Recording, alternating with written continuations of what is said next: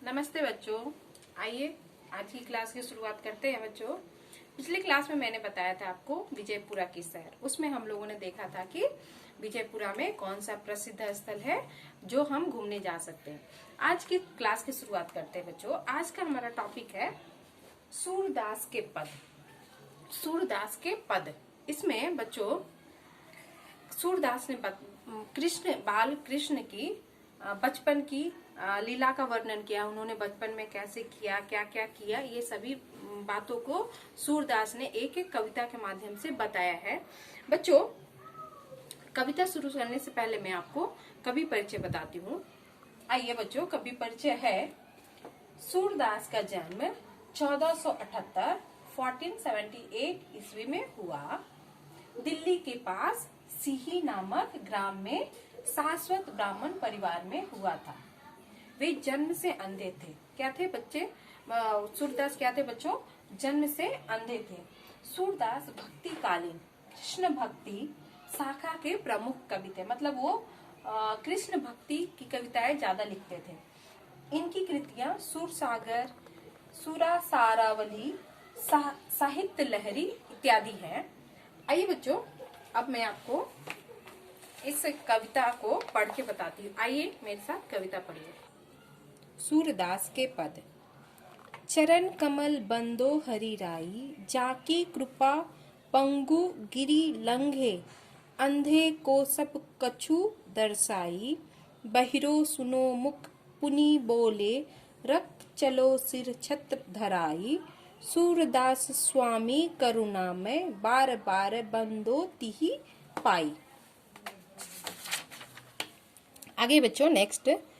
जशोदा हरि पालने झुलावे, हलरावे दुलराई, मलहावे जो सोई कुछ पावे, मेरे को आधे निदरिया, काहे न आनी सुआवे, तू काहे नहीं बेग ही आवे, तो को कान बुलावे, कमहू पलक हरी मुंद लेते हैं, कबहू अधर फरकावे, इही अंतर अकुलाई उठे हरि, जसुमती मधुरे गावे, जो सुख सुर अमर मुनि, दुर्लभ सो नंद भामिनी पावे। बच्चों पहला 4 लाइन का मैं अर्थ बताती हूँ आपको।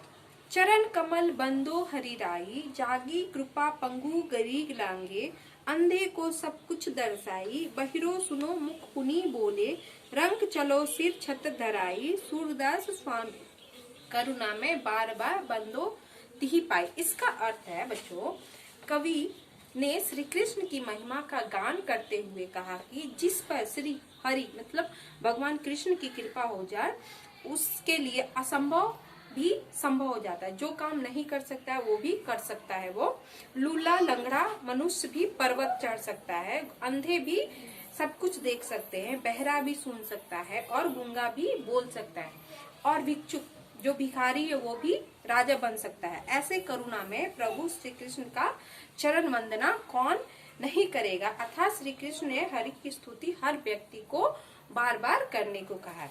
दूसरा पोयम है बच्चों। जशोदा हरि पालने झुलावे, हलरावे दुलराई, मलहावे जोई सोई कछु गावे, मेरे लाल ओ आवे निदरिया, काहे न आनी सुआवे, तू काहे नहीं बेगही आवे, तो को कान्हा बुलावे, कब हु पलक हरी मुंदी लेते हैं, कब हु अधर पहरावे, अति अंतर अकुलाई उठे हर, जसुमती मधुर गावे, जो सुख सुर अमर मुनि, दुर्लभ सो नंद भामिनी पावे। इस कविता का अर्थ है बच्चों, सूरदास ने बाल कृष्ण के बचपन का वर्णन किया है। माता यशोदा भगवान कृष्ण को पालने में झुलाती है। कभी वो प्यार से पुचकारती है, कभी वो गीत गाकर उनको सुनाती है।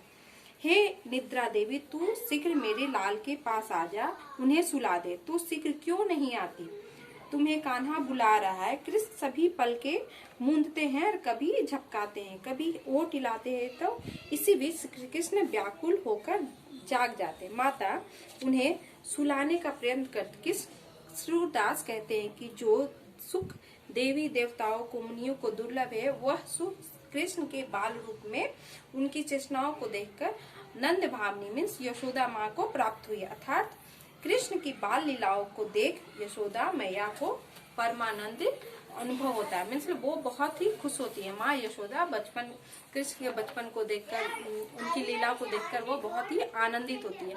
बच्चों, इस कविता में बहुत सारे कठिन शब्द और शब्दार्थ है। मैं आपको थोड़ा, ये शब्द आपके लिए थोड़ा नया है, इसलिए आप अच्छे से अभ्यास करिए। मैं आपको पढ़ के बताती हूँ, आप भी मेरे साथ पढ़िए। कठिन शब्द और शब्दार्थ। बंदो, बंदो का मतलब होता है बच्चों वंदना करना। जो हम पूजा अर्चना करते हैं उसको ही बोलते हैं वंदना करना। जाकी मीन्स जिसकी, पंगु मीन्स लंगड़ा, मुख मीन्स गूंगा, रंग मीन्स भिखारी, तिही मीन्स उनकी। पाई का मतलब होता है बच्चों पांव। चरण मीन्स हरि कृष्ण। हलरावे, हलरावे मीन्स झुलाना। पालने में जो माँ यशोदा कृष्ण को झुला रही है उसको ही बोलते हैं हलरावे, झूलना। महला, महलावे, महलावे मीन्स पुचकारना, उनको प्यार कर रही है, तुम सो जाओ ऐसा करके। दुलराई मीन्स फिर प्यार करना। अधर, अधर मीन्स होठ। नंद भामनी माँ यशोदा। ये सभी आपका हो गया कठिन शब्द और शब्दार्थ। बच्चों, आप 2-3 बार इसको थोड़ा पढ़िए। ये थोड़ा नया शब्द आपके लिए थोड़ा टफ है, लेकिन आप इसको 2-3 बार आप अच्छे से अभ्यास करिए और पहले शब्दार्थ पढ़ लीजिए, जिससे आपको आसानी से पढ़ने में आसानी होगी। और कवि परिचय मैंने आपको बताया, कविता बताया, कठिन शब्द और शब्दार्थ बताया, सबका अच्छे से अभ्यास करिए। आगे की क्लास नए चैप्टर के साथ मिलते हैं। धन्यवाद।